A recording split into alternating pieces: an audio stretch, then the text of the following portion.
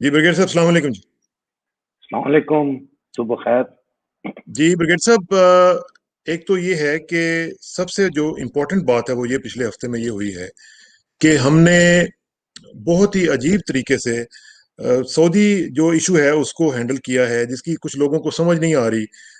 जरा बताएंगे आप कि ये हुआ क्या है, किस तरीके से हुआ है और ये क्यों हुआ है? जी ब्रिगेड साहब, एक तो ये है कि सबसे जो जी, आपको आवाज आ रही है जी?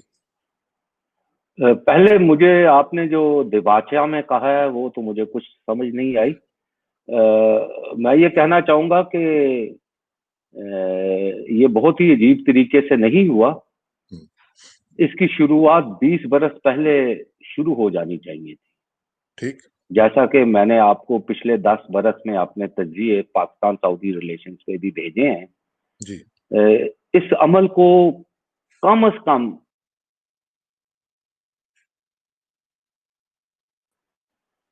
क्योंकि जी। पाकिस्तान एक लिहाज से सऊदी अरब की क्लाइंटियल रियासत बन चुका था हम्म, और सऊदी अरब जो है वो इसराइल और अमेरिका का मोहरा है मिडिल ईस्ट की पॉलिटिक्स में।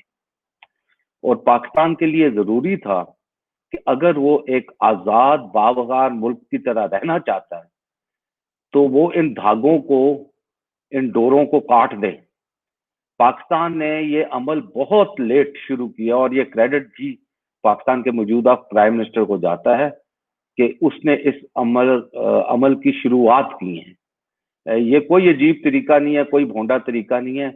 जिस किस्म की जिल्लत पाकिस्तान ने पेश किया सऊदी अरेबिया के साथ इंट्रा स्टेट रिलेशनशिप में, आम आदमी को उसका गुमान भी नहीं है।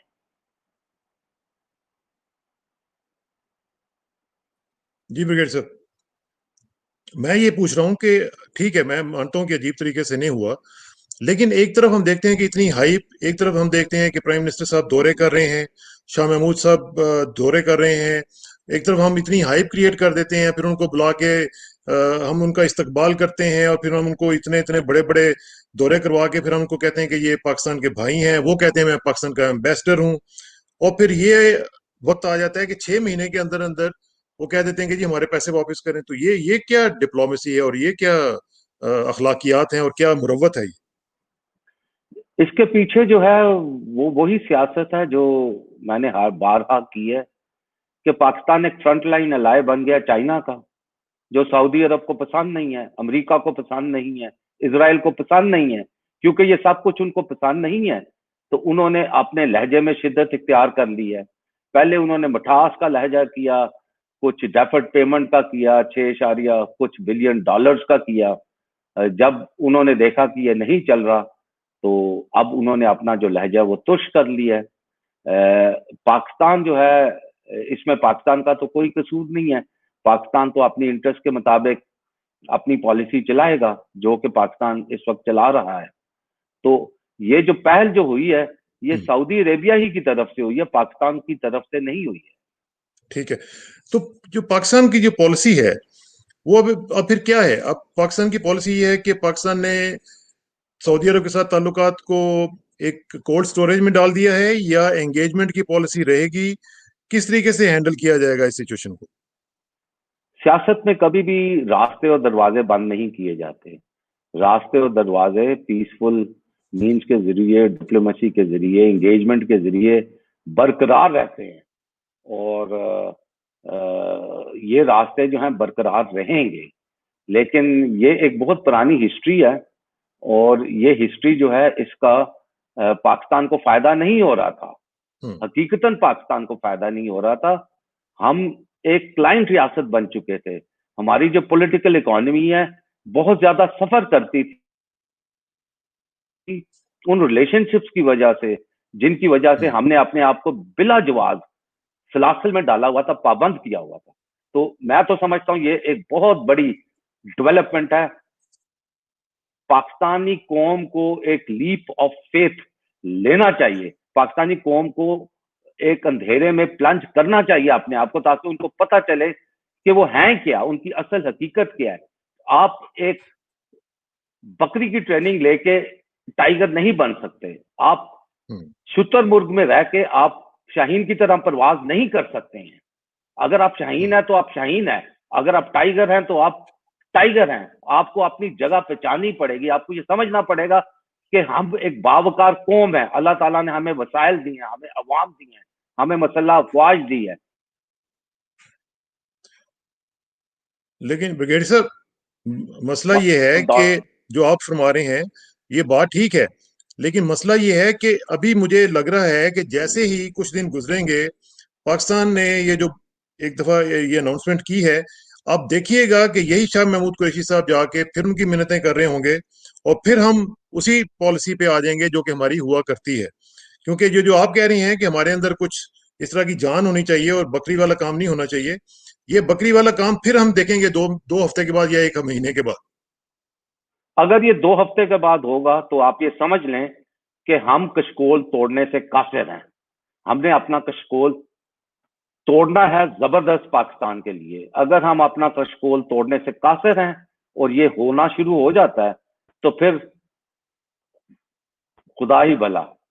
ब्रिगेडियर साहब, आप भी जानते हैं, मैं भी जानता हूं कि जो हमारा फॉरेन ऑफिस है, इसके अंदर जान नहीं है खड़े होने की। मैंने अपनी लाइफ में बहुत से लोगों को देखा हुआ है, बड़े डिप्लोमेट्स को देखा हुआ है, और आपने भी देखा हुआ है। ये मिन्नतें करने के आदी हैं, ये मसलहत कोश हैं, इनके अंदर वो जान नहीं होती। इनके इनके पीछे न्यूक्लियर पावर खड़ी हुई होती है, लेकिन इनकी टांगें कांप रही होती हैं। देखें अल्लामा इकबाल, खुदा खुदा तुझे किसी तूफान से आशना कर दे कि तेरे बहर की मौजों में इर्ताश नहीं। हमें वो इस्तराब इर्ताश नहीं। पैदा करना पड़ेगा। अगर नहीं कर सकते हम तो फिर हमारी किस्मत, हम, मैं, आप, ओपिनियन मेकर्स, हम शोर मचाते रहेंगे। अगर जवानों तक हमारी आवाज नहीं पहुंचती तो हमारी बदकिस्मती, वो खुश रहेंगे, अच्छा, मुझे हम मुझे इसी थोड़ा सा हालात जरा में ये रहेंगे। बताएं ब्रिगेड साहब, एक एक जरा थोड़ा सा मुझे बताएं। बैलेंस शीट बनाते हैं, बैलेंस शीट ये बनाते हैं कि पाकिस्तान को ज्यादा जरूरत है सऊदी अरब की या सऊदी अरब को पाकिस्तान की है। हमें जरूरत है तेल की, हमें जरूरत है डिफर्ड पेमेंट्स के ऊपर तेल मिल रहा था, हमारे काम ठीक चल रहे थे, उन्होंने पैसे दिए हुए थे, हमारा चले स्टेट बैंक में रिजर्व्स का एक इशू था, वो उन्होंने हमें बेल आउट कर दिया। सऊदी अरब को हम क्या पेश कर रहे हैं, क्या बैलेंस शीट बनती है? हमें उनकी जरूरत है या उन्हें हमारी ज्यादा जरूरत है? सऊदी अरब हमें दो चीजें देता है, एक तेल देता है और दूसरा एम्प्लॉयमेंट देता है हमारे अवाम को। ठीक। इसके अलावा तीसरी चीज नहीं। और जैसे बाहमी ताल्लुकात में ममालिक के दरमियान होता है, एक दूसरे के साथ करेंसी स्वैप्स करते हैं, एक दूसरे को कर्जा देते हैं, बस ये हद है हमारी रिलेशनशिप की। हमारी जो रिलेशन के वो हरमैन शरीफ की वजह से, खाना काबा की वजह से, ठीक। हज की वजह से, और उसकी वजह से तमाम पाकिस्तानी अपने पूरे दिल से, मोहब्बत से सऊदी अरब से प्यार करते हैं, क्योंकि खाना काबा वहां पर है। ठीक है ठीक। ना। लेकिन जरूरी तो नहीं है कि जो हुक्मरान है, अगर आप हिस्ट्री देखें इस्लामी अदवार की, तो कई किस्म की सल्तनतों का खाना काबा पे कब्जा रहा है। ऑटोमन्स का, हाँ। तुर्कियों का भी रहा है, अब्बासियों का भी रहा है, उमैयद भी रहे हैं। ठीक है ना। तो ये तो सिलसिला तब्दील होता चला गया। ये तो हाउस ऑफ साउथ जो है ये इतना पुराना नहीं है, 3 दफा इक्तदार में आया, लेकिन ये मौजूदा इक्तदार जो है इनका 100 साल से भी पुराना नहीं है, और वो भी हाँ। अमेरिका के सहारे के ऊपर आया था, और एक पूरी एग्रीमेंट है अमेरिका के साथ सऊदी अरेबिया की। अब पूरे इस तनासुब में देखें तो सऊदी अरेबिया जो है वो मुसलमानों की इंटरेस्ट को रिफ्लेक्ट नहीं कर रहा। अब तेल की हाँ। बात आ गई। तेल के हमारे दूसरे जराये भी हो सकते हैं, जरूर हमारे अपने मुल्क में इतने, यानी अगर हमने 2012 में ब्लॉक नंबर 9 में लिग्नाइट कोल की रिफाइनरी लगा ली होती हाँ। तो 8 बरस हो गए हैं। हम ना सिर्फ तेल में खुद कफील होते बल्कि दुनिया को भी तेल और बिजली एक्सपोर्ट कर ले। हमारे हाँ। अपने हुक्मरानों ने, इकोनॉमिक हिटमैन ने हमें ये नहीं करने दिया। अब आपको पता है कि क्वाड के इलाके में जो थल का ब्लॉक है वो एक्टिवेट हो गया, वो मजीद एक्टिवेट हो सकता है। अगर आप ब्लॉक नंबर 9 ले लें और थल का ब्लॉक जो केपीके में है वो ले लें, और उसके साथ जो पीरको में हमारी गैस और ऑयल फील्ड कैप हुई हुई हैं उनको खोल दें, हम तो ऑयल में सेल्फ सफिशिएंट हो जाते हैं। तो हमें अपने आप पे भी इन्हसार, इंटरम में जो है हम तेल ले सकते हैं दूसरे ममालिक से। दूसरे ममालिक भी तो है ना जिनके पास तेल है, इराक है, हाँ। कतर है, ईरान है। ईरान पे ईरान है। सैंक्शन लगी हैं। हमारी एक पाइपलाइन पहुंची हुई है ईरान की, बिल्कुल पाकिस्तान के बॉर्डर तक, उसको हम सऊदी और अमेरिकन प्रेशर की वजह से अभी तक एक्टिवेट नहीं कर सके। एक वो मुल्क जिसने अपना सब कुछ हमारे हमारे लिए 1965 में खोल दिया था, उससे हमने खाम में सऊदी अरेबिया की वजह से दुश्मनी पाल रखी थी बहुत अरसा। मुझे उम्मीद है चाइना के इंफ्लुएंस की वजह से ये रिलेशंस भी इंप्रूव होंगे। पाकिस्तान के पास बहुत ज्यादा ऑप्शंस है। हमें 2 दिन अगर मुश्किल वक्त आता भी है, 3 वक्त की बजाय हम 2 वक्त की रोटी खा लेंगे, ठीक है। हम कोको कोला की बजाय पानी पी लेंगे, हम पिज्जा खाना बंद कर देंगे, तो हम इस पूरे उसमें से निकल सकते हैं, ठीक है ना। 6 बिलियन 3 सालों में के लिए why have we done this to ourselves. इससे ज्यादा तो पाकिस्तानी कौम चंदे में भी इकट्ठा कर सकती है साहब। ये अभी कोरोना के ऊपर देखे ना, 4.5 अरब से ज्यादा लोगों ने, आम लोगों ने पैसा इकट्ठा करके दे दिया गवर्नमेंट को। दिया है। पाकिस्तान के फॉरेन एक्सचेंज देखें, रिमिटेंसेस हमारे रिजर्व बढ़ गए। हाई इंटरेस्ट आता था वो तो खत्म हो गया, इंटरेस्ट रेट नीचे आ गए हैं। जिन्होंने हॉट कैश डाला था वो तो निकाल के अपना ले गए हैं। वो भी एक गलत किस्म का हमने एक्सपेरिमेंट किया था जिसकी कोई जरूरत नहीं थी। तो हम अपने आप को स्टेबलाइज कर सकते हैं। इस वक्त पाकिस्तान की जो पसमानगी आप यहाँ जो कह रहे हैं, अब ये कोरोना की वजह से है। वो जो इश्यूज शुरू में क्रिएट हुए थे, हमने आस्ता आस्ता उनको ओवरकम करना शुरू कर दिया। और अभी तो आलमी इक्तिसादी इदारों ने भी पाकिस्तान की रेटिंग को बहुत बेहतर कर दिया। हम सही रास्ते पे जा रहे हाँ, हैं, सियासी तौर पे भी और इकोनॉमिक तौर पे भी। वो शुरू में थोड़ा सा ऑडियो का इशू हुआ था, तो उसमें मैं यही बता रहा था कि मूडीज की जो है उसने हमारी रेटिंग बेहतर कर दी है, क्रेडिट रेटिंग। जैसे हमारा इन्वेस्टमेंट का जो कल्चर है वो ज्यादा बेहतर होगा, फील करेंगे हम लोग इंशाल्लाह उसको बेहतर होता हुआ देखेंगे। अच्छा, एक चीज जरा मुझे बताएं कि ये जो ये इनका ना एक डिक्टेशन का मैंने देखा है कि सिलसिला बन गया जब से ये एमबीएस आया है। इसने आके डिक्टेशन देनी शुरू कर दी है पाकिस्तान को। अब अंदाजा लगाएं कि लेवल ऑफ थिंकिंग देखें कि एक ड्रामा जो एर्तुगरुल चल रहा है उसके ऊपर तो इतनी इनसिक्योरिटी फील की जा रही है कि पाकिस्तान से ये कहा गया है कि जी एर्तुगरुल को बंद करें। क्यों बंद करें भाई? ये अभी से नहीं शुरू हुआ। मैं प्रिंस नयाफ के जमाने से लेके जाऊंगा। अगर आपको पीछे प्रेसिडेंट ओबामा का जो विजिट था सऊदी अरेबिया का, जो कि एक फेल्ड विजिट था, अगर हम उसको देखें, मॉर्सी को इक्तदार से किसने हटवाया? सऊदी अरब ने हटवाया। कू किसने करवाया? अमेरिका और सऊदी अरेबिया ने मिस्र में कू करवाया। उसको वहां से इसलिए हटाया गया क्योंकि वो सीरिया, कतर और ईरान के करीब आ रहा था। और ये जो नया ब्लॉक जिसका अभी हम हिस्सा बन चुके हैं, ये उसी की उस वक्त भी शुरुआत थी। तो इन्होंने एक पूरा प्लान बनाया था पूरी दुनिया में, मुस्लिम ममालिक में इंसर्जेंसी का, जो प्रिंस नयाफ ने बनाया था। और ये सीआईए उनके साथ मिली हुई थी। उसकी सू लग गई रशियंस को भी, चाइनीज को भी। जाहिर है वो इंफॉर्मेशन पाकिस्तानियों के पास भी आ गई। मैंने भी 7 साल पहले उस पर आर्टिकल एक दाग दिया था।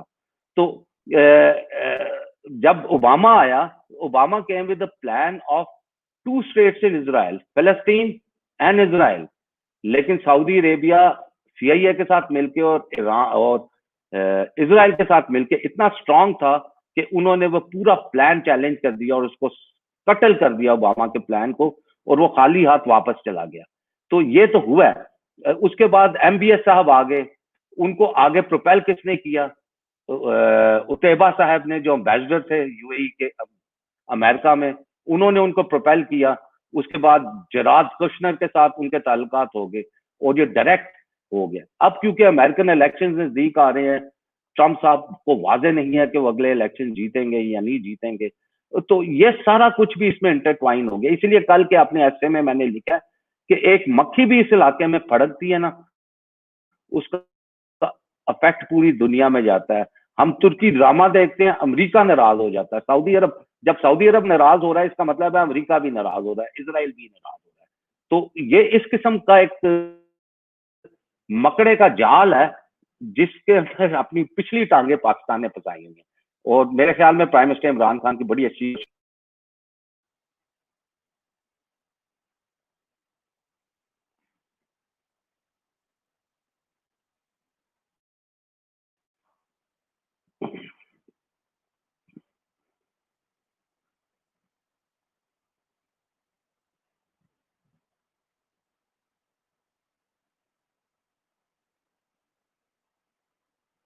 I cannot hear you at all.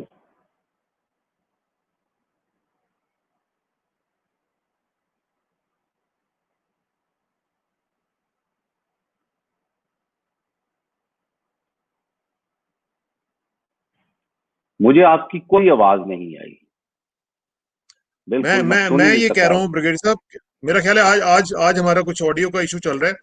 मैं ये कह रहा हूं कि इन लोगों ने क्या किया है कि ये अमेरिकन पॉन बन गए हैं, ये अमेरिकन स्टूजीज बन गए हैं, अमेरिका इनके जरिए डिक्टेट करता है हमें। अभी आप देखें कुआलालंपुर का जो मामला था, कुआलालंपुर पे क्या हुआ, इनको अमेरिका ने कहा, देखें जी, इन्होंने पाकिस्तान के ऊपर विश्वास प्रेशर साहब, डाला।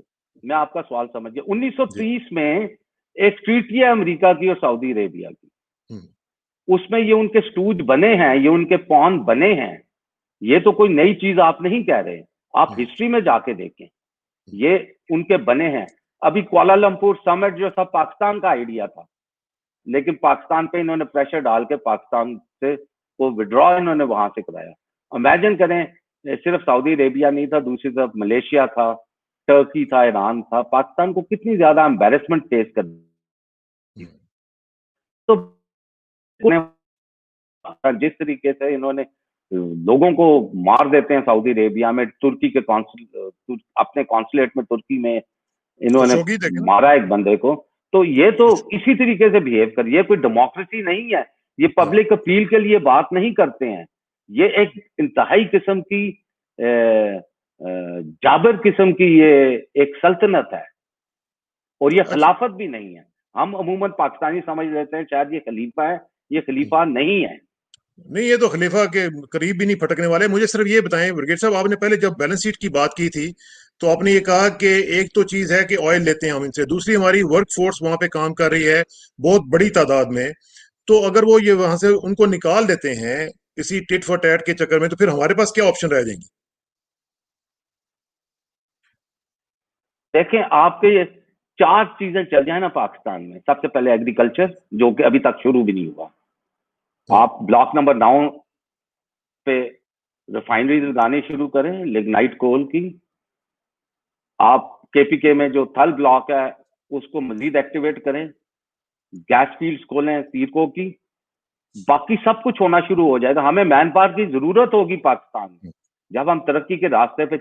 आपको पता है चाइना में भी बहुत ज्यादा मैन पावर जो है वो एक्सपर्ट्स बाहर के ममालिक से आते हैं, उनके पास हाँ, नहीं थे एक्सपर्ट्स। स्कैंडिनेविया से जाते थे, अमेरिका से जाते थे, यूरोप से जाते थे, पाकिस्तानी एक्सपर्ट्स भी वहां पर मौजूद है। ये जो बड़े बड़े ब्रिजेस और बिल्डिंग्स और स्ट्रक्चर्स खड़े किए हैं, इसमें फॉरेन आर्किटेक्ट्स इन्वॉल्व हैं। जो हांगकांग के बाहर जो एयरपोर्ट बना, आप देखें उसका आर्किटेक्चर वगैरह इटालियंस ने सारा सब ने किया। तो वी विल नीड, अगर हाँ। हम तरक्की के राह पे गामजन करते हैं, ये सारी मैन पावर यहाँ जम हो सकती है। और इसके अलावा जब ईरान तरक्की करेगा, ईरान को भी मैन पावर की जरूरत है, कतर में मैन पावर है। अब हमारा एक मुआहदा कुवैत के साथ भी हुआ है। और डोंट फॉरगेट सीरिया, सीरिया के बहुत बड़े तेल और गैस के जराया मेडिटेरेनियन में, जिसकी वजह से ये सीरिया में तमाम सोरिश की गई है स्प्रिंग के नाम पे। असल में हकीकत जो है वो ये है कि वो बहुत बड़े ऑयल और गैस के जराया, शायद वो कतर, सऊदी अरब और इराक से भी बड़े हैं। तो वहां जब अमन आएगा तो वहां भी बहुत मैन पावर की खपत होगी। तो इसका हमें कोई वो फिक्र नहीं करना चाहिए कि हमारी इतनी मैन पावर है और वो उनको कर दें, उनको ठीक है। तो फिर साथ साथ फिर बस यूएई भी तो इनका हुकूमत तो दूसरा, कंडीशंस क्रिएट करे कि यूएई भी उनकी तो इनका खपत चमचा बना पाकिस्तान हुआ में है हो। ना ब्रिगेड साहब। यूएई में भी पाकिस्तानी बहुत बड़ी तादाद में है, हाँ, वहां से भी फिर वो निकालेंगे। इनका यूएई जो है वो इनका इंटेलेक्चुअल, इनका जो दिमाग है, इनका जो जहन है, पिट्यूटरी ग्लैंड है, वो एक्चुअली यूएई है। उनका जो प्रिंस है वो है, ये वो प्रिंस नहीं है जो शेख जैद बिन सुल्तान अल नयान थे, जिनकी भुट्टो साहब के साथ और जियाउल हक साहब के साथ एक विजन होती हाँ, थी। ये तब्दील हो चुके हुए हैं, ये डॉलर्स में खरीदे जा चुके हुए हैं, इनका अपना एग्जिस्टेंस कॉम्प्रोमाइज हो चुके हैं। Is at stake. और जब ये पाकिस्तान फर्म स्टांस ले लेगा तो आप देखेंगे इन मुल्कों में भी रेवोल्यूशन आएंगी, ये दूर नहीं है। रेवोल्यूशन विल टेक, क्योंकि इन्होंने अपनी पब्लिक को सप्रेस उसी से किया तो हुआ है डरते बहुत हैं ज्यादा। ब्रिगेड साहब, उसी से डरते हैं। उसी बात से ये डरते हैं कि रेवोल्यूशंस आ जाएंगी तो हमारा क्या बनेगा, क्योंकि इनकी तो अब देखें ना, इनका एक एक शहजादा जो है, मैं मुझे कुछ लोगों ने बताया जो हमारे दोस्त हैं वो जो इनके साथ वहां पे काम करते हैं, इनका एक एक शहजादा जो है वो अरबों डॉलर्स में पड़ता है। तो इनकी ये जो बिल्कुल लैविश स्टाइल है, ये लाइफ स्टाइल, ये कहाँ पे चले जाएगा? ये तो फिर मर जाएंगे। जी, बिल्कुल। ये आप भी वेल ट्रेवल्ड हैं, मैं भी वेल ट्रेवल्ड हूँ। बाहर के ममालिक में जब हमें ये मिलते हैं तो किसी अच्छी तरीके से तो नहीं हमारे साथ पेश आते हैं। हमने हाँ कोर्सेज भी बाहर किए हुए हैं, इनसे मिले हुए हैं। इनका रवैया बिल्कुल हाकिम और महकूम वाला होता है। ये उन पाकिस्तानियों से पूछें जो मिडिल ईस्ट में नौकरियां करते हैं कि उनकी उधर सही हालात बात। क्या होते हैं, शुरता उनके साथ क्या करता है। हम्म। और दूसरी बात ये है ब्रिगेड साहब कि जो इस वक्त वहां पे इंटरनली एक इतना अनरेस्ट है, खासतौर पे इसकी पॉलिसीज की वजह से, एमबीएस जब से आया है और इसने जो रिफॉर्म्स का प्रोसेस शुरू किया, वहां पे जो नाइट क्लब्स और वहां पे जो सियाहत के नाम पे जो काम इसने शुरू किए थे, उसका रिएक्शन ये है। मैं आपको एक बहुत बड़ी प्राइवेट बात बता रहा हूँ जो कि लोगों को नहीं पता होगी। जब ये सिलसिला हुआ, इसका रिएक्शन आया, तो बैतुल्ला के जो दो इमाम थे, उन्होंने कहा जी कि ये आप गलत कर रहे हैं। उन्होंने थोड़ा सा वहां पे कोई बात की, इनका जो इंटेलिजेंस नेटवर्क है, उन्होंने उनको पकड़ा और जेल में डाल दिया। उनमें से एक को इन्होंने फिर हफ्ते के बाद छोड़ा, दूसरा जो है वो अभी तक, जब मुझे पता चला, अभी तक जेल में था। ये इनका हाल है। वहां पे इतनी ज्यादा किसी को बात करने की इजाजत नहीं है कि कोई बात भी कर सके वहां पे। बिल्कुल। एक छोटी सी मिसाल मैं आपको देता हूँ। 3-4 एयरलाइंस ले लें आप, इत्तेहाद ले लें, एमिरेट्स ले लें, कतर ले लें। इनमें फर्स्ट क्लास में, बिजनेस क्लास में बहुत ज्यादा मुसाफिर जो होते हैं सऊदी होते हैं, और वहां पे खुली शराब चलती है इन फ्लाइट्स के अंदर। सऊदी अरब ने तो थोड़ा सा अपना तब भी भरम रखा हुआ है, लेकिन ये जो एक सेलिंग टैक्टिक्स थी मोहम्मद बिन सलमान की अमेरिकन को, जरात कृष्णर वगैरह को, कि वो लिबरल माइंडेड है। लेकिन कशोगी के इंसिडेंट ने, उसके बाद जो उसने इतने ज्यादा प्रिंसेस को एक होटल में बंद कर दिया, वहां वो 100 स्टार होटल भी हो, उनको हाँ, कैद तो वहां पे किया था, उनसे पैसे तो निकलवाए थे करप्शन के नाम पे। हम भी पाकिस्तान में ढोल बजा रहे थे जी, अब हाँ। अकाउंटेबिलिटी शुरू हो गई है सऊदी अरेबिया में, अब पाकिस्तान में हम अपने आप को खुद एक बहुत सऊदी मॉडल की बात कर रहे थे। एजेंडा था जो अब खुल के सामने आ रहा है। I am very serious about it कि जो अमेरिका की डीप स्टेट है वो सोच रही होगी कि क्या हमने सही मोरे पे बेट किया भी था कि नहीं था किया। दिस इज हाँ। The set. लिहाजा रॉयल फैमिली में भी अब आवाजें उठनी शुरू हो गई हैं कि इसकी as the next king of Saudi Arabia अभी तक रेटिफिकेशन नहीं हुई है। ये आदमी मेंटली अनस्टेबल है, इसकी रेटिफिकेशन नहीं होनी चाहिए। ये पूरे खिते को बहुत बड़े क्राइसिस में डाल देगा। वो इसलिए नहीं है कि एक रियलाइजेशन है सऊदी अरेबिया में, दुनिया के किसी ना किसी कोने में, because of the butterfly effect, ये आवाजें उन तक पहुंच रही हैं कि जी आप इसको सोचे दोबारा, इसमें कोई ना कोई तरमीम करें। लेकिन लेकिन अमेरिका तो नहीं बोलेगा ना। देखे ना, $350 की, $350 बिलियन की इस्लामी इसने आते ही दी। फिर इन्होंने आके जनाब उनके सारे तमाम मुतालबात मान लिए। इसराइल के साथ ताल्लुकात को देखें, बाकी मामला तो देखें, यमन के ऊपर अटैक किया, कतर के साथ तबाही फेरी उनकी, तो पूरे के पूरे इलाके को तबाह किया। ईरान के साथ मामला को देखें और फिर पाकिस्तान के साथ अब आप देख लें, तो ये कोई फॉरेन पॉलिसी तो इनकी नहीं है। इन्होंने यमन को तबाह किया, इन्होंने ईरान के साथ थ्रोट पंगे लिए, इन्होंने पंगा लिया कतर के साथ भी, क्योंकि कतर थोड़ी सी इंडिपेंडेंट पॉलिसी अडॉप्ट करता है। और पाकिस्तान में क्या कुछ नहीं किया, मैं ये कहना नहीं चाहता हूँ। जो पास नहीं प्लान नहीं पहुंचा था वो ब्रिगेड साहब ऑलरेडी देखें, मेरी बात सुने काम कर ब्रिगेड रहा साहब, था। हमें हमें कहना पाकिस्तान में पड़ेगा। मजहबी जमातों को इन्होंने बहुत ज्यादा जला दी, और वो मजहबी जमातें वायलेंस में इन्वॉल्व थी। वायलेंस क्या जी, इन्होंने टेररिज्म को स्पॉन्सर किया, पाकिस्तान में किया, अफगानिस्तान में किया, और इस तरह के लोगों से उन्होंने करवाया कि जो इनके अपने बंदे थे, पैसे के जरिए करवाया। और ये जो ग्लोबल लेवल पे फ्रंट स्पॉन्सरिंग, जो टेररिस्ट स्पॉन्सरिंग ऑर्गेनाइजेशंस और कंट्रीज हैं, ये तो उनमें आते हैं। बिल्कुल ऐसे है, बल्कि इनमें तो इतनी जरूरत थी कि इन्होंने रूस के फॉरेन मिनिस्टर को थ्रेटन कर दिया कि अगर आप हमारे साथ सीधे नहीं होंगे, आप देखें हम चेचनिया में क्या करेंगे। दिस इज ऑन रिकॉर्ड, मौजूद है रिकॉर्ड पे ये बात। और अब देखें ना, कश्मीर को और फलस्तीन को भी, पहले मुझे याद है जो इनके जो किंग हुआ करते थे, वो कभी कभी दुआओं में याद कर लेते थे फलस्तीन को, कभी उनके लिए कोई फंड रेजिंग कर देते थे। अब इन्होंने फलस्तीन को भी अबेंडन कर दिया है, कश्मीर को भी अबेंडन कर दिया है। कश्मीर को तो खैर पहले से ही किया हुआ था। बिल्कुल। एक जब इजलास नहीं प्रेसिडेंट बुला सके। प्रेसिडेंट ओबामा का विजिट जब हुआ था सऊदी अरेबिया में, उसमें ये जीत गए, इन्होंने फलस्तीन को जेटिसोन कर दिया। हाँ। हालांकि प्रेसिडेंट ओबामा एक प्लान लेके आए थे, इन्होंने जेटिसोन कर दिया।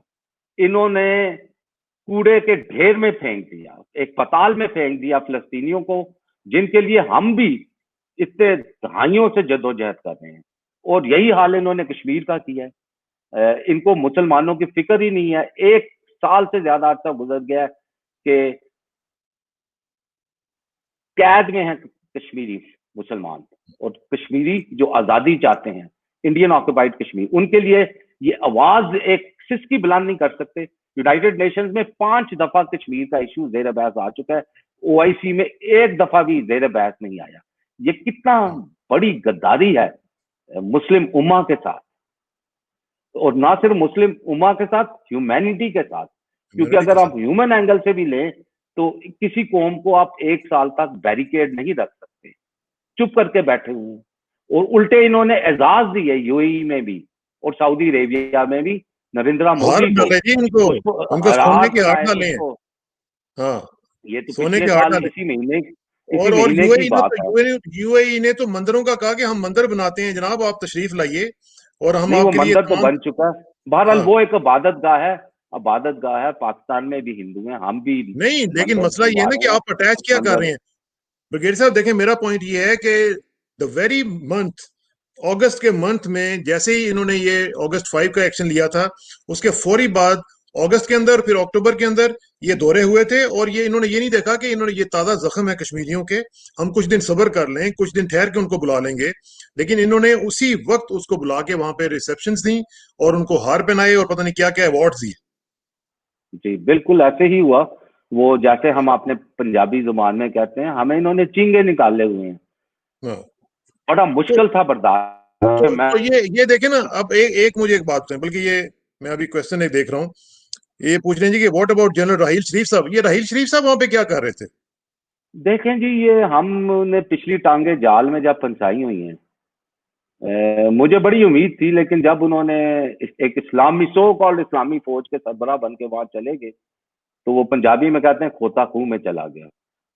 मैंने एक हाइपोथेटिकल सटायर लिखा था जनरल रहील शरीफ की कमांड जब होगी इस्लामी अफवाज की, तो दुनिया में क्या तब्दीली आएगी, कश्मीर आजाद होगा, फलस्तीन आजाद होगा, ये होगा, बड़ा कुछ एक हाइपोथेटिकल सटायर मैंने लिखा था कि अब क्या होगा। असल में मैं ये कह रहा था कि सब कुछ इसके उल्ट होगा, और वही हुआ है, सब कुछ उसके उलट हो गया। तो फिर राहील शरीफ साहब का वहां पे क्या काम है, मुझे बताएं ना जरा ब्रिगेडियर साहब। I think he went there as a bridge. वो एक पुल का काम कर रहे थे। So the bridge is no more there now. Bridge को तो उन्होंने ब्लास्ट कर दिया। जी बिल्कुल, कोई ब्रिज नहीं बना। Do you think he should come back? मैं तो बार बार मैंने कहा कि he should just come back, he should come to Pakistan and don't go back. बल्कि पिछले दिनों में आए हुए थे, तो मेरा ख्याल है कि उनको इधर ही रहना चाहिए था। हाँ बिल्कुल, 4-5 दिन पहले इधर ही थे। He should not go back. बिल्कुल सही बात। और मेरा ख्याल है कि ये हमारा मुतालबा है उनसे कि अगर पाकिस्तान की हमीयत के ऊपर कोई शक करता है, पाकिस्तान की हमीयत के ऊपर कोई सवाल उठाता है, तो फिर हमारी इंडिविजुअल हमीयत मैटर नहीं करती वहां पे। बिल्कुल। और एक चीज याद रखें, अगर हम सऊदी अरेबिया के साथ ताल्लुकात को अब इस स्टेज के ऊपर सही कर लेते हैं, तो क्या होगा, सीपैक का हम कोई फायदा नहीं उठा सकते। मैं आपको बता रहा हूँ, एक चीज समझ लें, जो कंटेनमेंट रिंग मैंने आपको दिखाया था last time, Iran perforated completely, Turkey perforated partially, Pakistan 70-80% perforated. अभी इनकी फॉल बैक पोजिशन जो है वो मिडिल ईस्ट और इंडिया है। सदर्न फ्रंट इनको ब्रजेंस्की साहब कहते थे, ये इनकी फॉल बैक पोजिशन है। और ये सऊदीज की नहीं है, ये अमेरिकन की है, ये वेस्ट की है, ये नेटो की है। ये आप ध्यान में रखें। अगर हम चाहते हैं कि उसी तरह ताल्लुकात बहाल होंगे, you are out of the CPEC game. ये मैं आपको अभी से बता दूं। फिर चाइना अल्टरनेट रूट डेवलप कर लेगा, तब भी वाया ईरान करेगा, सेंट्रल एशिया करेगा। पाकिस्तान जो है एक ट्रांजिट रूट बन जाएगा, जहां पे हम ढाबे बनाएंगे और खिदमत करेंगे ड्राइवरों की और ट्रांसपोर्ट की। सही बात, सही बात। ट्रक होटल बनाएंगे हम। लेकिन बस हमारी मुझे ये हैसियत रह जाएगी। मैं going back to the previous point जो हम पहले बात कर रहे थे कि बैलेंस शीट में हम सऊदी अरब को क्या ऑफर करते हैं, क्या उनको प्रोवाइड करते हैं, और क्या उसके बगैर उनका गुजारा हो सकता है। मुझे याद है कि पाकिस्तान का जो फौजी ताउन है इनसे ये डेकेड से शुरू हुआ। मेरे बड़े भाई जो थे वो खुद खमीस मुशैत में वहां पे सालों पहले वहां पे रहे एयरफोर्स में, और उनकी एयरफोर्स को डेवलप किया सारा। इनको देखें तो जहाजों की शक्लों का नहीं पता होता था, तो सारा कुछ पाकिस्तान इनको करके दिया। तो पाकिस्तान पाकिस्तान अगर उधर पाकिस्तान से की ऑप्ट आउट एयरफोर्स ने करता है तो डेवलप इनको क्या किया नुकसान होगा? है। इनको ये नुकसान होगा, एक तो इन्हें मिस्री फौजें लाने पड़ेंगी हरमैन शरीफ की हिफाजत के लिए। इनको अपने पैलेसेस की हिफाजत के लिए मिस्री फौजें लानी पड़ेंगी। या मिस्री आएंगी, और तो कोई नहीं आएगा। कुवैत इनको नहीं दे सकता, सीरिया इराक नहीं देगा, ईरान दूर की बात है, कतर नहीं, मलेशिया नहीं। या इंडिया से मंगाएंगे मुस्लिम ट्रुप्स, या मिस्र से मंगाएंगे। और मिस्री फौज को इतनी जाबर किस्म की फौज नहीं है, वो भी एक क्लाइंट फौज है, ठीक है ना। हाँ, उन्होंने अभी तुर्की फ्रांस को हेल्प किया था, तुर्की के जो लिबिया में अड्डे थे उनको तबाह करने में। तो वो भी इन्हीं के कहने के ऊपर चलेगी। वो भी एक बख्शू किस्म का मुल्क है इनके लिए। तो हाँ, एक तो ये बहुत बड़ा, इनकी अपनी इतनी ज्यादा इनसिक्योरिटीज पैदा हो जाएंगी। इनको जो एक सिक्योरिटी की स्टेबिलिटी प्रोवाइड होती है वहां पर, दूर दूर के इलाकों में तो हो सकता है CIA भी हो और ब्रिटिश इंटेलिजेंस भी हो, लेकिन इनके जो कोर एरिया वहां पर पाकिस्तान की बहुत तो डाइल्यूट हो जाएंगे। ये बिल्कुल वल्नरेबल हो जाएंगे। वल्नरेबल हो जाएंगे। और ये देखें, ये सवाल जो है ये आ रहे हैं, और लोग कह रहे हैं कि Raheel Sharif is being paid 1 million riyals a month. Mister Israr Kasana, can you pay him that salary? Kasana साहब की जिम्मेदारी नहीं है उनको ये सैलरी देना, हाँ, ठीक है ना। और जो भी आर्मी चीफ रिटायर होता है उसको अच्छे खासे, जो भी इस ग्रेड में अफसर पाकिस्तान में रिटायर होता है उसको अच्छे खासा पैकेज मिलता है रिटायरमेंट। उस पर वो एडजस्ट कर सकते हैं। हम एक ब्रिगेडियर वैसे होते हुए वैसे वैसे एडजस्ट चूंकि करते हैं अभी ना बात शुरू हो ही गई है, रिटायर। ब्रिगेड साहब, बात चूंकि शुरू हो गई है, मैं जाती तौर पे समझता हूँ कि जो हमारे आर्मी चीफ्स हैं, और खासतौर पे लेफ्टिनेंट जनरल, मेजर जनरल, ये लोग जो हैं इनको रिटायरमेंट के बाद बाहर जाके इस तरह नौकरियां नहीं करनी चाहिए। ये उनकी डिग्निटी के खिलाफ है। 100% मैं आपसे एग्री करता हूँ। जनरल जहांगीर करामत गए थे, उन्होंने जाके स्टिम्पटन सेंटर में फेलोशिप की थी, मुझे हाँ, बिल्कुल अच्छा नहीं लगा था। हालांकि मैं उनकी बहुत इज्जत करता हूँ, मुझे भी ऑफर हुई है मुख्तलिफ जगहों पे, मैं नहीं गया हूँ। मेरे सीने में पाकिस्तान के राज दफन है। मैं क्यों बाहर हाँ, के रिसर्च ऑर्गेनाइजेशन में जाके वहां पे तालीम हासिल करूं, अपना सोशल स्टेटस बढ़ाने की कोशिश करूं? आई डेंट गो। मैंने कसम खाई हुई थी पाकिस्तान के साथ वफादारी की, जो किताब ये प्रैक्टिस खत्म हो जानी चाहिए। ये होनी चाहिए। मुझे याद है, मुझे सन याद नहीं है, लेकिन मेरा ख्याल है कि ये जब जनरल जेके अमेरिका में पाकिस्तान के एम्बेसडर थे, तो मैं उनका इंटरव्यू करने गया, तो मैंने उनसे ये पूछा था, लेकिन उन्होंने कहा कि नहीं, मैंने सोचा कि पाकिस्तान को सर्व करने का तरीका है। लेकिन मैं समझता हूँ जाती तौर पे कि एक आर्मी चीफ का जो मकाम है वो बहुत ऊंचा मकाम है, बजाय इसके कि एक छोटा सा एम्बेसडर किसी कंट्री में जाके आप लग जाएं। तो मेरा ख्याल है कि ये नहीं, तौहीन है उस होते। अम्बेसडर लगने में तो कोई नहीं है, क्योंकि Pakistan best brain should be used सफारतकारी में। लेकिन लेकिन जो अमेरिका स्टिम्पटन जैसे मुल्क सेंटर में में जाएंगे तो कुछ ना कुछ तो होगा ना। जो फेलोशिप इन्होंने स्टिम्पटन सेंटर में की थी, वो हाँ, मुझे पसंद हाँ, नहीं। हम्म, ठीक है। अच्छा, अब जरा मुझे बताएं कि ये जो सूरत हाल अभी हम देख रहे हैं, ये पाकिस्तान को जो अमेरिका प्रेशर कर रहा है, आपको पता है पोम्पियो साहब की कॉल आई है शाह महमूद कुरैशी साहब को, और उन्होंने कहा है जापान कि से भी जनाब आप बंदे बन जाए। ठीक है, और पाकिस्तान को फ्रेनेमी समझ रहे हैं। इंडिया जो है वो कंटेनमेंट ब्लॉक का हिस्सा बना हुआ है, तो ये पाकिस्तान और चाइना के फिर रिलेशनशिप के लिए तो बड़ा मसला बन जाएगा। यही तो चैलेंजेस टू सी पैक एक आर्टिकल मैंने जो लिखा था, जब हम्म, नवाज शरीफ साहब ने सी पैक अनाउंस किया। हालांकि इसकी बुनियाद तो 1963 में रखी गई, जब हम्म, हमारी ट्रीटी हुई थी चाइना के साथ। बहरहाल ये तो चैलेंजेस हैं, हमने उनका मुकाबला करना है। अगर हम मुकाबला नहीं कर सकेंगे, हम गिर जाएंगे, हम पिट जाएंगे। ये हम्म। हमें पता होना चाहिए कि ये एक नर्व्स की गेम है, और हमें अपने हिसाब जो है वो इंतहाई मजबूत रखने होंगे। अच्छा, ये क्वेश्चन है जी शगुफ्ता जफर साहिबा ने, वो कह रहे हैं कि why the genius approach is lacking in Pakistani side and our top slot easily get trapped in enemies evil plots. तो ये क्या मसला है जी? मुनीर आजी साहब ने कहा था, जमाने से आगे निकलने की सजा तन्हाई। पाकिस्तान में सोच और फिक्र वाला जो होता है वो तन्हा हो जाता है। उसको हम्म, ऐवानों में, दफ्तरों में, ऑर्गेनाइजेशंस में किसी जगह पे जगह नहीं मिलती, उसको वहां से साइडलाइन कर दिया जाता है, क्योंकि वो चैलेंज करता है उन रवैयों को, उन कदरों को जो कि स्टैब्लिश हुई हैं, बेशक वो गलत है। इसलिए that intellectual genius is missing. But नहीं, इट्स नॉट लाइक दैट। कभी कभी ये ब्रिलियंस के साथ सामने निकलता है और चमकता है, ठीक है ना। और पिछले 2-3 सालों में हमने ये देखा है कि ये ब्रिलियंस हमें नजर आ रही है। अच्छा, ये मुझे एक चीज बताएं बगैर साहब, एक तो है ठीक है, मुझे पता है कि कुछ लोग मुझे आज कहेंगे कि आप बड़े जज्बाती हुए थे। मुझे ये बताएं कि सऊदी अरब के मामले में ये जो calling out Saudi Arabia right now at this juncture, do you think it is sustainable for Pakistan? देखें, इस वक्त तो इकोनॉमिक रिसेशन है कोरोना की वजह से, इससे ज्यादा बुरे हालात क्या हो सकते हैं आपके। सही बात। हमें आगे दरिया से गुजरना है। We have to take the plunge. There has to be a leap of faith. हम लैक करते हैं एक लीप ऑफ, एज इंडिविजुअल्स हम लेते रहते हैं leap of faith, as a collective हम नहीं लेते हैं।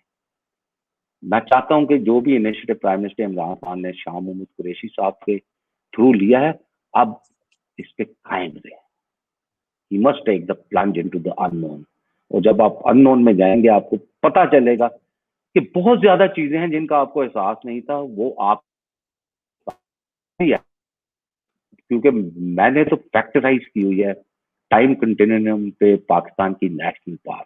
जो चीजें मैंने आपको बताई 4, उसके साथ स्वां डैम भी आप डाल दें, 10 years, who can challenge you in the world? No one will be able to challenge Pakistan. We may तो not be a superpower, we'll be a regional power, we'll be a regional military power. Regional military power तो आप भी हैं, regional economic power. दुनिया हमसे मदद मांगेगी, जैसे early 60s में हमसे दुनिया मदद मांगती थी। हमारे टेक्निकल एक्सपर्ट्स जाते थे हर जगह पर लोगों, ममालिक की मदद करने की। वो साउथ कोरिया था, सिंगापुर था, मलेशिया था, टर्की था, इवन जर्मन, पाकिस्तान के साथ उनको हमेशा से बहुत मोहब्बत रही है, क्योंकि हमने बड़े मुश्किल वक्त में उनकी मदद की थी। तो ब्रिगेड साहब, अभी जो हम सोच रहे हैं कि इस तरह की फॉरेन पॉलिसी हमारी हो, जो कि जिसको हम हमेशा कहते हैं जी कि आजाद फॉरेन पॉलिसी, जो कि हमारी आजाद फॉरेन पॉलिसी कभी भी नहीं रही। और हमारा जो फॉरेन ऑफिस है, मैंने देखा है कि उसके अंदर बिल्कुल जान नहीं होती। हमारा जो डिप्लोमेट है, उसकी ट्रेनिंग ही कुछ इस तरह की हुई भी है कि उसने जाके खुशामद करनी होती है। मैंने अपनी आंखों से मेजर कैपिटल्स में हमारे डिप्लोमेट्स को हमारे मुखालिफ और दुश्मन कंट्रीज के ऐसे ऐसे शोज में जाते देखा है, जो कि इंतहाई इंतहाई खतरनाक किस्म के शोज होते थे। और उसमें जाके उनको मैंने डांस करते हुए देखा हुआ है, उनको अजीब हरकतें करते हुए देखा हुआ है। तो इस तरह का फॉरेन ऑफिस जब खड़ा हुआ होगा किसी जगह पे, तो उसके पाँव में क्या जान होगी और उसके घुटनों में क्या जान होगी? देखें, ऊपर से जब चीजें ठीक होंगी ना, तो उसका रिपल इफेक्ट नीचे तक चलता चला जाएगा। आई थिंक फॉरेन ऑफिस को बहुत ज्यादा जरूरत है, जो इनके ऑलरेडी रिसर्च और स्टडी सेंटर्स हैं उनमें जिद्दत पैदा करें।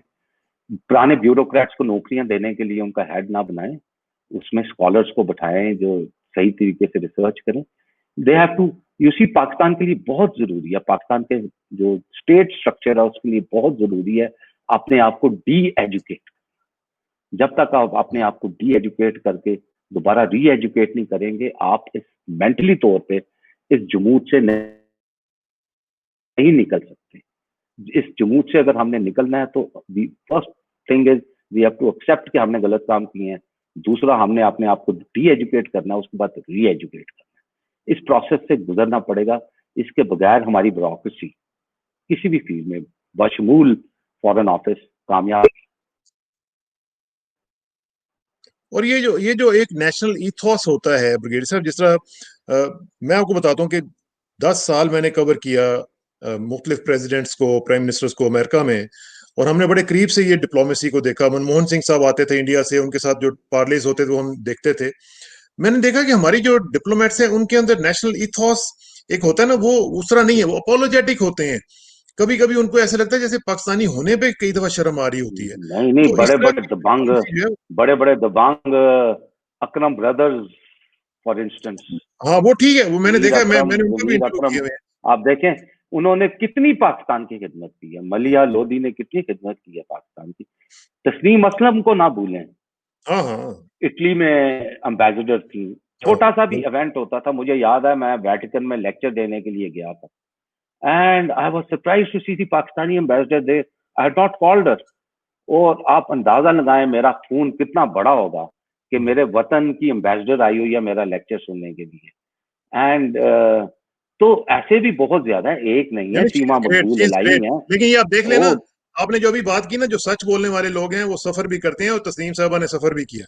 तस्नीम साहबा deserve to be the foreign secretary. कोई बात नहीं है, यानी जब आप सच बोलेंगे ना तो कुर्बानी के लिए आपको तैयार रहना चाहिए। व्हाट अल्टीमेटली मैटर्स इज आपके मुंह से क्या निकला, आपका किरदार क्या रहा है। That is what ultimate. तो फिर इसका मतलब है कि अर्तुगरुल ड्रामा चलता रहेगा या बंद हो जाएगा? मुझे उससे कोई गर्ज नहीं है, इट इज अ फिक्शन। हम्म। लेकिन उन्होंने तो ठीक है, रियलिटी समझा हुआ पाकिस्तानी है ना, को मोटिवेट, उन्होंने रियलिटी समझा हुआ है सऊदी अरब वालों ने। वो समझते रहे, ठीक है ना। हमारे अपने ड्रामे इसके मुकाबले में बड़े बड़े अच्छे बने। अच्छा, इंडिया ने भी बनाया टीपू सुल्तान, वो कम था हाँ किसी से। हाँ हाँ। वी हैव, हमारे अपने इतने ज्यादा हीरोज हैं जिनका हमने अभी ड्रामा नहीं बनाया। तालपोस थे, रानी रानी रानी का जो रानी कोट का जो किला है, अगर उसके ऊपर ही हम बनाए, हम रिंद बलोचों की जो उन्होंने रेजिस्टेंस दिया था ब्रिटिश को, उस पे बनाए, हम फकीर पीपी पे बनाए ड्रामे, वो इससे कम है। मेरे ख्याल में तो वो रियल ड्रामा है, वो हमें बनाने चाहिए अपनी कौम को मोटिवेट करने के लिए कि ये जेनेटिक्स हमारी कौम में मौजूद है इन लोगों की। खा वो फकीर पीपी है, खा वो तालपोर है, खा वो रिंद बलोच है, इन्होंने बहुत बहादुरी की हुई है हिस्ट्री में। अच्छा जी, अशरफ पाशा साहब ने पूछा है कि there would be another war and Muslim countries would be battle ground, ultimately beneficiary will be Israel, Saudia will have no other option rather to invite Israel and USA to defend when Turkey will emerge as leading country in 2023। Do you agree with it? Pasha साहब माजी वहीद में रहते हैं। War तो हो गई, Yemen में हो गई, लबनान में हो गई, सीरिया में हो गई, इराक में हो गई, अभी कौन सी वॉर होनी बाकी है? लिबिया में हो गई, स्प्रिंग्स के रूप में हो गई, ईरान इराक वॉर होगी 2 दफा, एक लंबी Iran Iraq war, America Iraq war 2 दफा हो गई। जंगे तो ऑलरेडी हो चुकी हैं, मेरे ख्याल में अब जंगे कम हो जाएंगी। अब नॉन स्टेट एक्टर्स के थ्रू, टेररिज्म के थ्रू, दाइश के थ्रू, फाइनेंशियल इंस्ट्रूमेंट्स के through, world bank, international financial institutions के थ्रू, ये वाली जंग जो है ना पॉलिटिकल इकोनॉमी की, ये ज्यादा शिद्दत इख्तियार करेगी, जो कि ये कर चुकी है।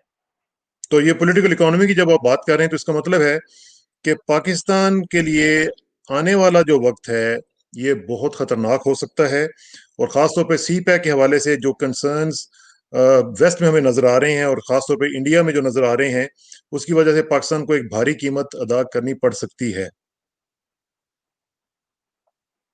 पड़ सकती है, लेकिन पाकिस्तान के पास डिफेंस लाइंस हैं, एग्रीकल्चर है, ऑयल एंड गैस है, 9 नंबर ब्लॉक है लिग्नाइट कोल का, स्वां डैम है, स्मॉल इंडस्ट्रीज है। जब ये खुद ब खुद चलनी शुरू हो जाएगी, 2 साल मोमेंटम पकड़ने में, उसके बाद तो there is no limit to it, Pakistan बढ़ता चला जाएगा। ये अगर हम डिफेंस लाइंस अभी से बनाना शुरू कर दें, अनफॉर्चुनेटली हमने शुरू नहीं की, तो we will be out of the woods. और ये जो कर्जे दूसरे ममालिक से आते हैं, मसलन 6.2 बिलियन उधर से भी आए, इसमें करप्शन में कितना चला गया देखें। ऑयल आप लेते हैं ना, ऑयल की ट्रांसपोर्टेशन और ट्रेडिंग में बहुत ज्यादा प्रॉफिट है। अपना ऑयल आप निकालें मुल्क में कुओं में से, उसमें प्रॉफिट कम है। तो पैसा कमाने वाले बैठे हुए हैं ना ट्रेडर्स आपके, जो आपके एक्सपर्ट्स भी बने हुए हैं। It's far more profitable for them to import oil than to produce it in Pakistan, as simple as that. तो इस वक्त जो है फिर आखिर में मेरा ख्याल है कि थोड़ा सा एक मैसेज आप शाह महमूद कुरैशी साहब को अगर देना चाहें तो आप क्या देंगे सऊदी अरब के हवाले से? मैं उनको ये मैसेजेस आज भी, जब वो फॉरेन मिनिस्टर थे 2012 में, तब भी दे चुका हूँ। उनको पता है मेरे माइंडसेट का, he knows it very well, we have discussed this issues number of times. Hmm, और वो मैं आपको एक चीज बता दूं, मिडनाइट ऑयल बहुत जलाते हैं। मुझे याद है कई कई रातें हम जागे, x ambassadors, x foreign secretaries, मैं भी उस ग्रुप में होता था। हम्म, बहुत मेहनत करते हैं, बहुत हम्म। मेहनत करते हैं, इंशाल्लाह। अच्छा जी, ये पूछ रहे हैं जी कि मोहम्मद आतिफ अली अहमद साहब कह रहे हैं कि lack of internal support from उलमा and their supporters will stand against this decision to call out Saudia, how to tackle this internal threat while keeping Lebanon revolt situation in mind after the attack. ये तो हमें करना पड़ेगा। अभी एक जहाज भी सऊदी अरब गया, इससे ज्यादा मैं कुछ नहीं कहूंगा। इनको तो हैंडल करना पड़ेगा, रियासत को हैंडल करना पड़ेगा। लेकिन वो आते हैं ना बक्सों के बक्से रियालों के, उनका क्या बनेगा फिर? उनको, उन बक्सों को हमें लूटना पड़ेगा और उन लोगों को बंद करना पड़ेगा जिनके लिए आते हैं। ये हमारी सोसाइटी का शगुफ्ता बेड़ा गर्क हो गया जी। शगुफ्ता ने एक पिछले सवाल किया था, शगुफ्ता जफर ने एक सवाल किया, बड़ा अच्छा सवाल, को कफायत शारी थे। जी हम ये पाकिस्तानियों ने क्या, हम जो खाते पीते हैं ना, जिन्हें अल्लाह ताला 3 वक्त की रोटी दे रहा है, इज्जत भी दी हुई है, हमारे किचन के खर्चे कम हो गए हैं, हमारी होटलिंग खत्म हो गई है। जितने पैसों में हम गुजारा करते थे एक महीना में साल पहले, अब 1/2 पैसों में हमारा खाता चल रहा है घर में। ये कुफायत शारी है। ये जो वबाल आया है, ये जो प्लेग आया है कोरोना का, इसने हमें एक चीज सिखा दी है कि हम बहुत शाहकच लोग भी हैं, जिनके पास पैसा है, हाँ, बहुत शाही खर्ची करते हैं। आप शाही की खर्ची मत करें, इस पैसे को बचाएं, बैंकों में सेव करें, पाकिस्तान के एसेट्स को बढ़ाएं। सही बात है। और सिर्फ ये बता दें कि पाकिस्तान सऊदी अरब के बगैर अगर खुदा ना खास्ता हमारे हालात इस कदर खराब हो जाते हैं तो पाकिस्तान सरवाइव कर सकता है। हमें इतना डरने की जरूरत नहीं है, हमारे फॉरेन ऑफिस को भी इतना ही टांगे कंपवाने की जरूरत नहीं है। नहीं, डरने की जरूरत नहीं है। और जाहिर है ये चपकलिश अभी से नहीं चली, ये बड़े अरसे से चल रही थी, और पाकिस्तान ने कोशिश की थी इसको थोड़ा सा कूल करने की, जिसका आपने शुरू में जिक्र किया, इस्तकबाल भी हुए, तकरीरें भी हुई, ये सब ये उसी प्रोसेस का एक हिस्सा था। अब पाकिस्तान ने रियलाइज किया, मैंने तो 20 साल पहले भी रियलाइज किया था कि ये इक्वेशन जो है ये नहीं चलेगी। We will be able to manage it. कितना बना, तो अब पूरी दुनिया में यूएस, आखिर में सिर्फ ये बता दें कि ये इरेपरेबल डैमेज हुआ है या रिपेयर हो सकता है या नहीं होगा। ये डैमेज हो ही ना। सऊदी अरेबिया अपनी इंटरेस्ट के लिए काम करे, पाकिस्तान अपनी इंटरेस्ट के लिए काम करे, ये चीज वाजे हो जाए कि ये जो रप्चर हो रहा है कंटेनमेंट रिंग का, जो चाइना इसका लीडर बना हुआ है, उसमें पाकिस्तान एक अहम एक्टर है। और उसके साथ अगर कोई कोशिश करेगा हमारे साथ टक्कर लेने की, हम उसके साथ ताल्लुकात अच्छे नहीं रखेंगे। हम अपनी इंटरेस्ट के लिए जैसे सऊदी अरेबिया अमेरिका और इसराइल की इंटरेस्ट के लिए लड़ रहा है, हम अपनी इंटरेस्ट के लिए लड़ेंगे। सिंपल सी बात है ये। बिल्कुल ठीक है। बहुत बहुत शुक्रिया ब्रिगेड साहब। इंशाल्लाह आपसे रब्ता रहेगा और उम्मीद है कि जब हम नेक्स्ट टाइम बात करेंगे तो उस वक्त तक मामला काफ़ी क्लियर हो चुके होंगे और फिर हम मजीद इसके ऊपर क्लैरिटी के साथ बात करेंगे। आपका बहुत शुक्रिया और आखिर में दुआ कि मेरी इज्जत के लिए काफ़ी है कि मैं तेरा ही बंदा हूँ और मेरे फ़ख्र के लिए काफ़ी है कि तू ही मेरा परवरदिगार है। तो बिल्कुल उसी तरह जिस तरह मैं चाहता हूँ मुझे भी उसी तरह बना दे जिस तरह तू चाहता है। स्पुरदन बतोमाए खेशरा तू दानी हिसाब कम बेशरा मुझे सना को ब्रिगेडियर सैमसन के साथ इजाजत दीजिए। जल्दी मुलाकात होगी। पाकिस्तान जिंदाबाद पाकिस्तान जिंदाबाद। और जबरदस्त पाकिस्तान जिंदाबाद। थैंक यू जी। जबरदस्त जबरदस्त। अच्छा, इसको एडिट करके यूट्यूब पे डालिएगा, डिस्ट्रक्शंस बहुत जी ज्यादा होंगी, जी इंशाल्लाह। Thank you sir. Thank you. क्योंकि